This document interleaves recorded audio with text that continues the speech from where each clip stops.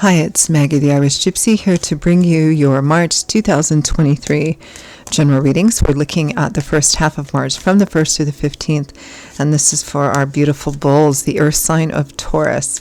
Welcome everyone. Hope you're all doing great. Thanks for watching any of the videos on my YouTube channel, and for those of you who like and share and subscribe, my gratitude as well. So Taurus, this is for you for the first half of March 2023. If your sun, moon, rising, or Venus sign is in Taurus, if you're cross-watching for a Taurus, it's also relevant. Of course, it's a general reading, so it'll play out just a little differently for everyone. If you know any or all of your other signs, sun, moon, rising, Venus, watch each of those videos for any additional insight or bits of perspective that it can give you in your own personal situation. And if you do find that something really does resonate with you, it touches you, and you'd like to perhaps take a deeper look and reach out for a personal reading or information about that for yourself or as a gift for someone else, feel free to email me directly at maggie1mcguire@gmail.com. You can also get that contact info by clicking the description link or clicking on the title link of this video. I would love to hear from you. I can usually respond the same day with more information.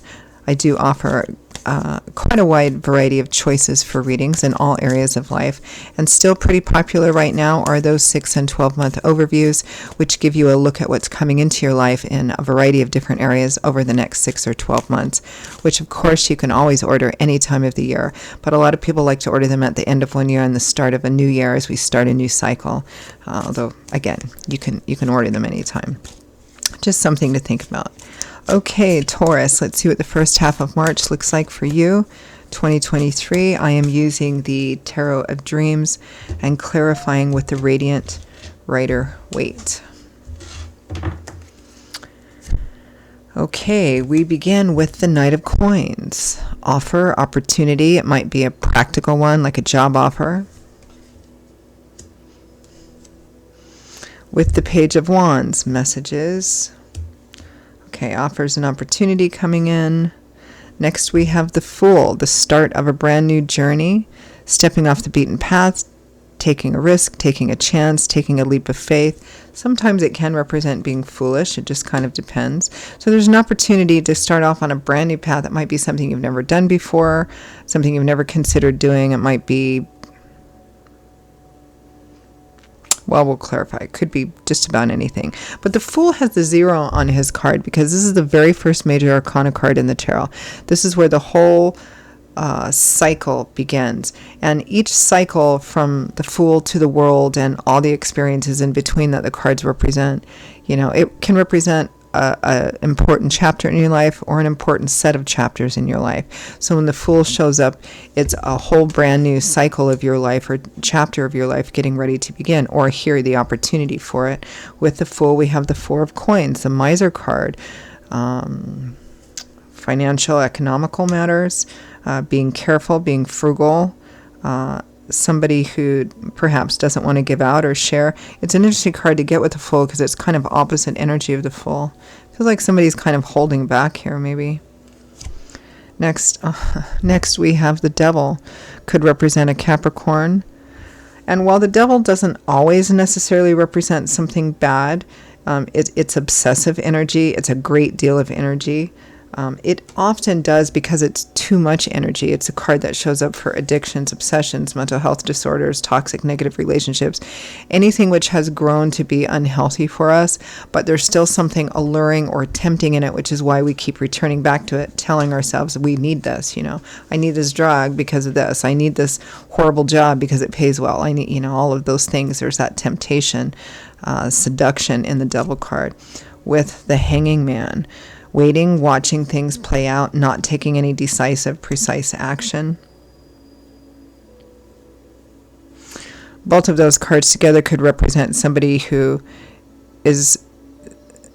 never likes to make a decision on their own, or is super passive, or, you know, never wants to make a definitive choice. From the bottom of the deck, the overall energy is the Page of Swords. There's definitely a message coming in, or messages coming in about a brand new start, but it feels like, this feels almost like an argument between two people, Taurus. And for some of you, that conflict or that push and pull, that tug of war may be with another person. It may also and or be inside of yourself too. There's this temptation to move along a path which I think has been moved on before and never really works, but isn't that the definition of insanity, trying the same thing over and over and expecting you're going to get different results each time? And a sense of somebody who wants to hold back. There's going, not going, it's kind of a tug of war here. So let's clarify a bit. Let's clarify that overall energy of the Page of Swords. What is this message or news or information coming in?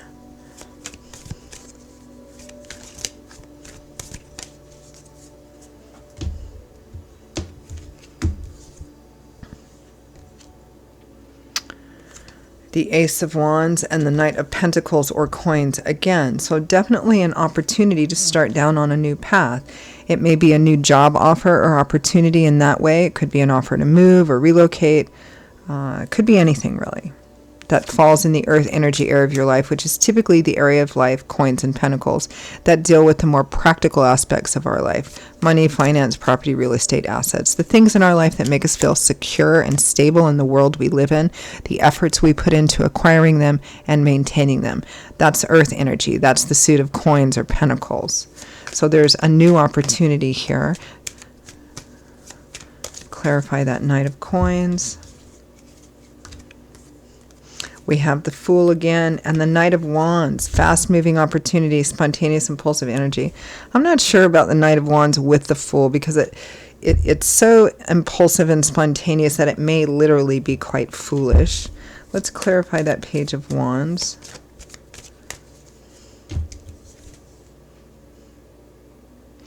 Nine of Wands and Judgment. Nine of Wands, feeling like we call it the Wounded Warrior card because it represents somebody who's already been through a number of battles, challenges, difficulties, and we can see that from the Devil card as well.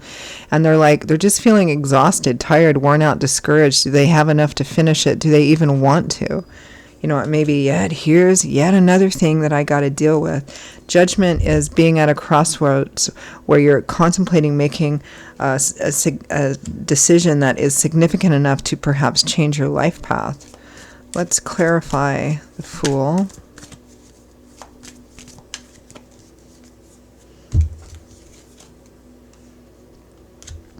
The Chariot, success on a difficult path, staying focused, staying ambitious, staying driven, determination, perseverance.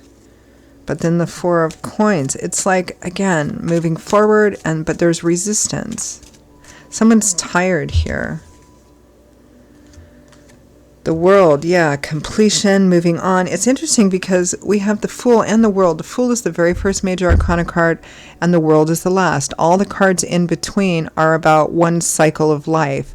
And I don't mean from birth to death. I mean, going through school is one cycle. When you graduate, that ends and a whole new cycle begins. So everything in between is about these different cycles and chapters of our life that we go through. So this is starting a brand new journey, and this is completion so that you can move on to the next stage, right? But there's reluctance and resistance here. Clarify the Devil.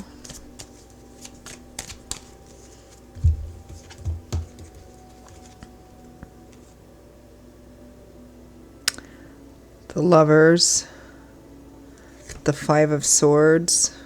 Let's pull one more. The Star, renewed, restored hope, faith, and optimism. Winning a hard-won victory with the Five of Swords. And yet here's the Lovers, which represents a crossroads, yet another crossroads decision, either about a primary relationship, like do we move forward together or do we split up, or a decision that's significant in another area of life, but that's going to have an impact on a primary relationship. But this is all clarifying the Devil.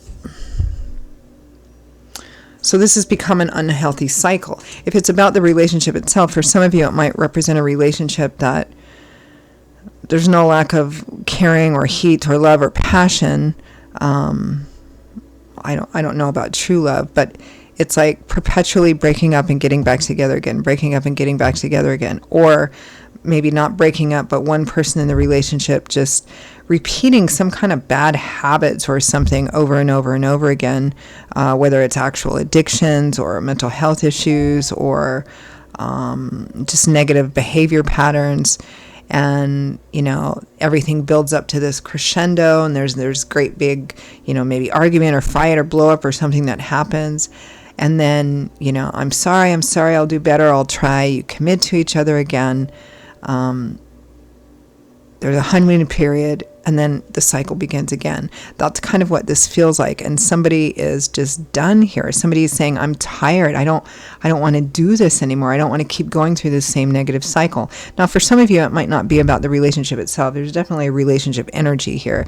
It might be in another area of life that's having a negative impact on a relationship.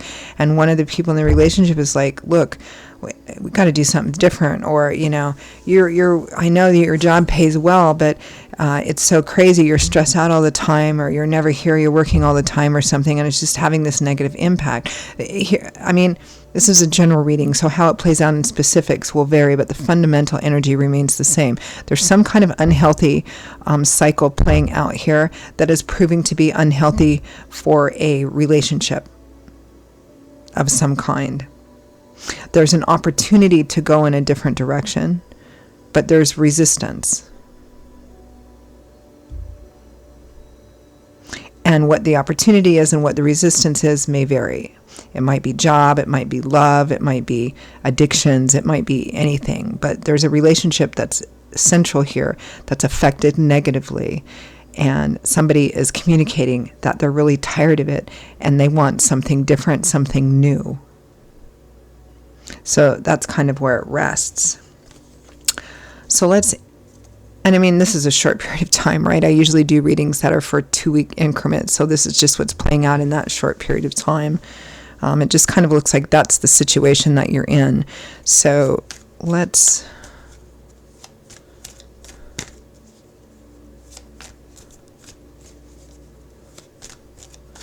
ask for some advice and guidance from Spirit for Taurus for the first half of March 2023. Two of Cups, soulmate, kindred spirits. Ace of Swords, seeing the truth, seeing the light, the epiphany, the light bulb going off over your head. Awareness. And with that, especially if you don't like the reality, you have the opportunity to make choices to change that so it becomes a healthier reality for yourself. The Devil, again, this is like seeing things for what they are. Seeing the unhealthy pattern for exactly what it is, an unhealthy pattern. And then the last card, the Ten of Swords, surrendering to a painful ending. Because tens represent cycle endings or cycle completion or fulfillment. So advice from Spirit is to see whatever this Devil card situation is for you. Spirit is saying, see it for what it is and what it isn't. Stop telling yourself it is something that it isn't, or that it's going to become something that it's never going to become. This is about looking at something through absolutely clear lenses that are not clouded by emotions, right? It's not that we don't have emotions, but it's about looking at something in a clear way and seeing it for the unhealthy cycle that it is. And surrendering to that so that you can move on into something healthier. Now, for some of you, it's going to be about the relationship itself. And some of you, it's just going to be in another area of life that has a negative impact on the relationship, and it needs to change. Whatever it is that will break you free from this unhealthy but tempting cycle needs to happen. That's what Spirit is suggesting. Of course, free will, free agency. But usually they say that out of love and with an eye towards our growth and evolvement and joy and abundance moving on. So it's always best to take Spirit's advice. But a lot of us, sometimes have to make those same mistakes a few times before we finally get it through our heads. And that's okay too, because that's part of learning and growing and evolving as well. All right, Taurus, those are your messages for the first half of March. I hope you enjoyed them, found them helpful, found them useful. Again, if it's something that really did resonate with you and you'd like to maybe peel it back a bit and take a deeper look and reach out for a personal reading for yourself or as a gift for someone else. Personal readings do make great gifts. I mean, what could be more personal? Feel free to contact me. Email me at maggie1mcguire@gmail.com. You can also get that contact info by clicking the title link of this video. I will see you all in a couple of weeks for the March mid-month readings. Until then, stay safe and well, and I hope to see you back here again soon. Bye-bye.